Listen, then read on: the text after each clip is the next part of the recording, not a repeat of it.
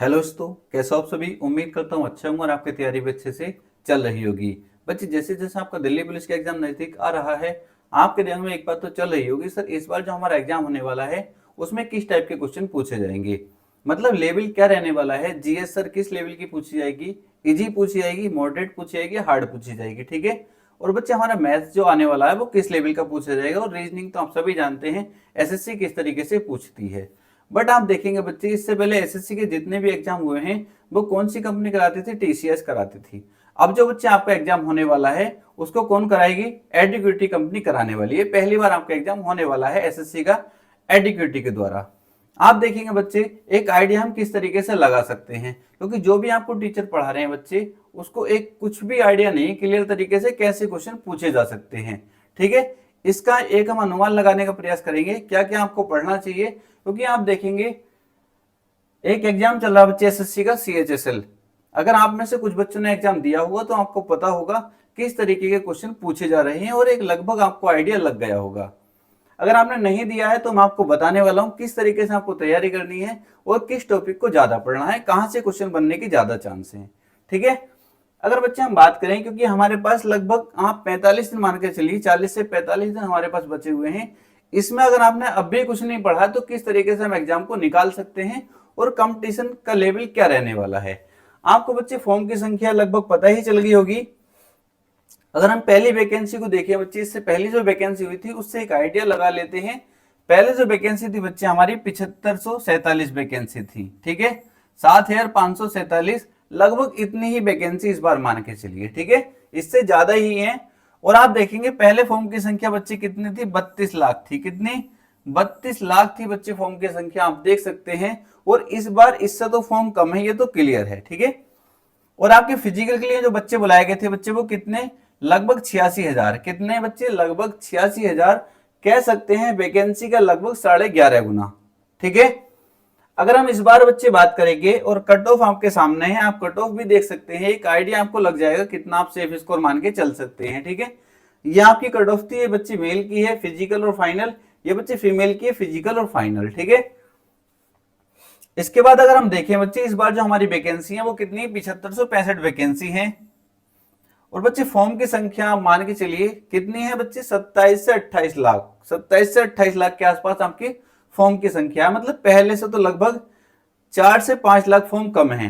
तो इस बार के कंपटीशन कम रहना चाहिए बच्चे। कम मानकर बिल्कुल भी नहीं चलेंगे। मैं आपसे कहूंगा टारगेट जो आपको रखना है वो कितना रखना, बताने वाला हूं बिल्कुल सेफ स्कोर क्या आप मान के चलेंगे। ठीक है। पीटी पीएचटी के लिए आपके जो बच्चे बुलाए जाएंगे वो कितने, लगभग 87,000। क्योंकि इसमें कितने, लगभग 11 साढ़े 11 गुना बच्चे फिजिकल के लिए बुलाए जाते हैं वैकेंसी का। तो लगभग 87,000 बच्चे फिजिकल के लिए बुलाए जाने वाले हैं। तो तुम्हारे दिमाग में जो बात चल रही हो, इन वैकेंसी को दिमाग से निकाल दो। पहले कम से कम ये तो सोचो कि मुझे फिजिकल में आना है। पहले 87,000 वैकेंसी आप मान के चलिए कि वैकेंसी कितनी है, 87,000 है। क्योंकि पहले अगर आप देखेंगे बच्चे, मैं आपसे फिर बता रहा हूं, आप यहां पर देखेंगे जो पहले 86,000 में आ गया था ना, जो पहले 86,000 में आ गया था और उसका फिजिकल अच्छा था तो फाइनल सिलेक्शन ले गया था। ठीक है। तो पहले तो आपको टारगेट करना है कि मुझे जो आना है पहले कम से कम फिजिकल के लिए तो आ जाऊं। 87,000 मान के चलेंगे तो आप देखेंगे बहुत कम कंपटीशन है, आराम से सिलेक्शन निकाल सकते हैं। ठीक है। इतना भी मुश्किल नहीं है जितना आप इसको समझ लेते हैं। फॉर्म आपको पता है 27 से 28 लाख आपके फॉर्म है। इसके बाद बच्चे अगर हम बात करेंगे, ये जो बच्चे आपकी वीडियो आएगी जो हम बात करेंगे फिजिकल की कट ऑफ क्या रह सकती है, फाइनल क्या रह सकती है, मेल फीमेल की, ये अभी हम नहीं बता सकते क्योंकि अभी हमें पैटर्न का बिल्कुल भी नहीं पता।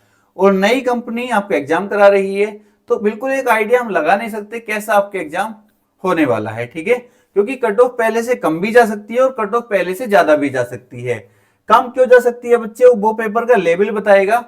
अब हम बात कर लेते हैं जो सीएचएसएल का एग्जाम हमारा चल रहा है उसमें जो हमारे क्वेश्चन पूछे जा रहे हैं वो किस तरीके के पूछे जा रहे हैं।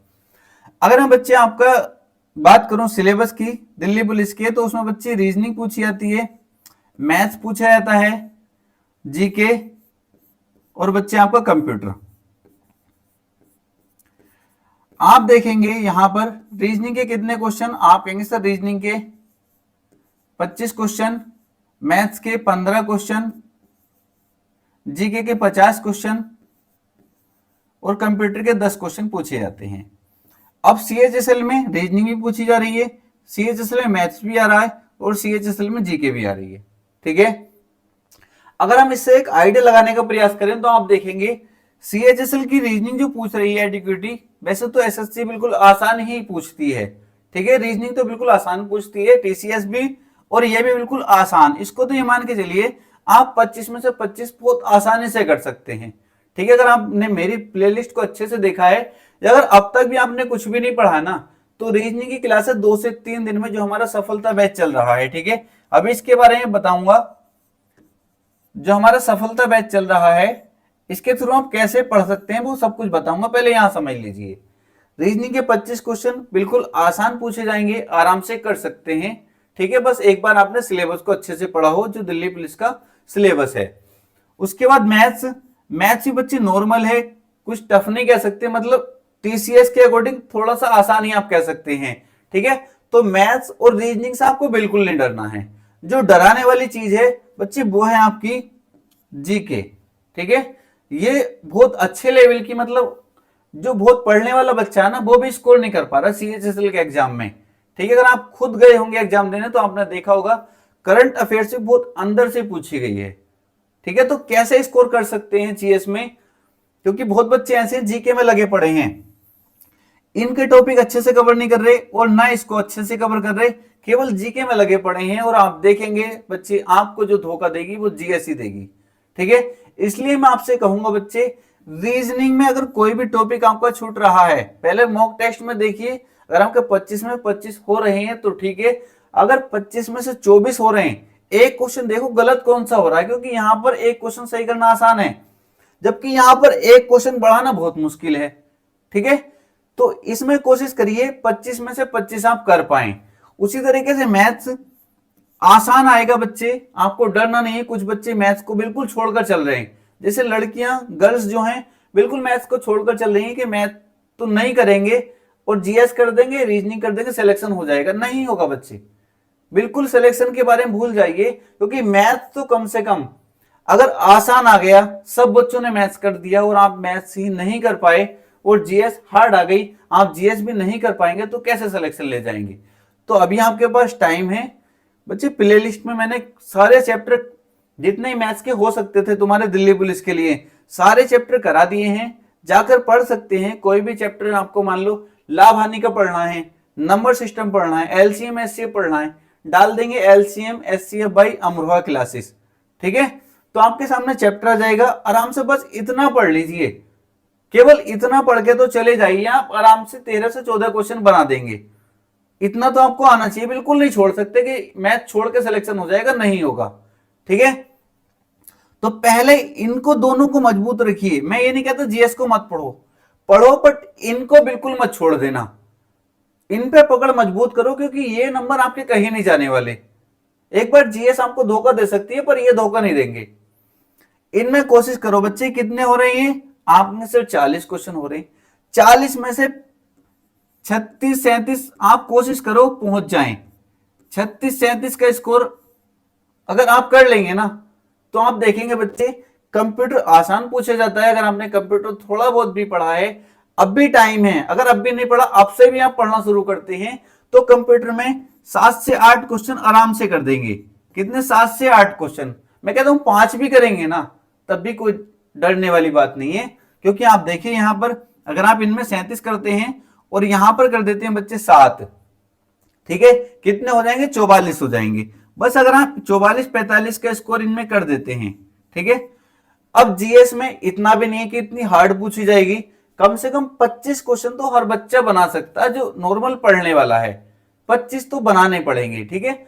आराम से सिलेक्शन ले जाएगा अगर आप इतना स्कोर कर देंगे तो। क्लियर है, 2 स्कोर अगर आपका इतना हो जाता है तो आराम से सिलेक्शन ले जाओगे। अब बात करते हैं सर कैसे पढ़ना है, कहां से क्वेश्चन पूछे जाएंगे। सबसे पहले बच्चे मैं बताऊंगा, हमने जो शुरू किया बच्चे को सफलता बैच शुरू किया है। काफी बच्चे की कह रहती है सर आपकी वीडियो रेगुलर नहीं आती है, ठीक है। हाँ मैं मानता हूं बच्चे रेगुलर नहीं आती, बट आपसे इतना कहूंगा जहां से अगर आप अभी पढ़ रहे हैं वहां से पढ़ते रहिए, मैं बिल्कुल मना नहीं करूंगा। जो आपके एग्जाम में टाइम है 40 से 45 दिन, जितना भी टाइम है, क्योंकि एग्जाम जो आपके होने की संभावना है वो जनवरी के फर्स्ट वीक में हो जाना चाहिए, ठीक है। दिसंबर के अंत में थोड़े कम चांस हैं, बट जनवरी के फर्स्ट वीक में पूरे चांस है कि आपका एग्जाम हो जाएगा। तो ज्यादा समय नहीं, आप मान के चलिए 40 से 45 दिन आपके पास बचे हुए हैं। इतने समय में कैसे आप तैयारी कर सकते हैं? सबसे पहले मैथ्स की बात करें तो मैथ्स में बच्चे सफलता बैच के थ्रू जो हमने चैप्टर किए हैं, 2 चैप्टर किए हैं, एलसीएम एंड एचसीएफ, और दूसरा बच्चे नंबर सिस्टम। पहले तो हमने ये दूसरा नंबर सिस्टम।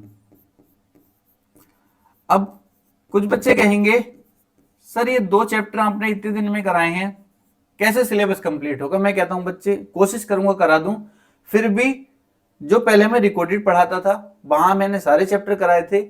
इन 2 चैप्टर को यहां से कंप्लीट कर लीजिए।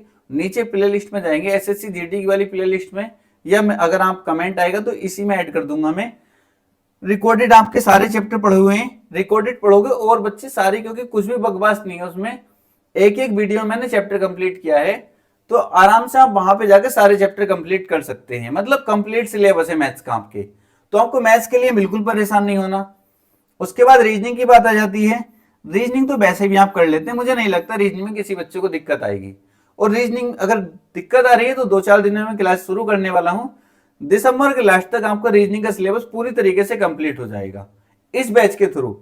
जहां से आप पढ़ते रहिए, बस मैंने आपसे इतना कहा है। चैनल पर नजर रखिए, जब भी वीडियो है उसको जरूर देख लीजिए, ठीक है। आप एग्जाम में जाकर आपको खुद लगेगा कहां से क्वेश्चन पूछे गए हैं।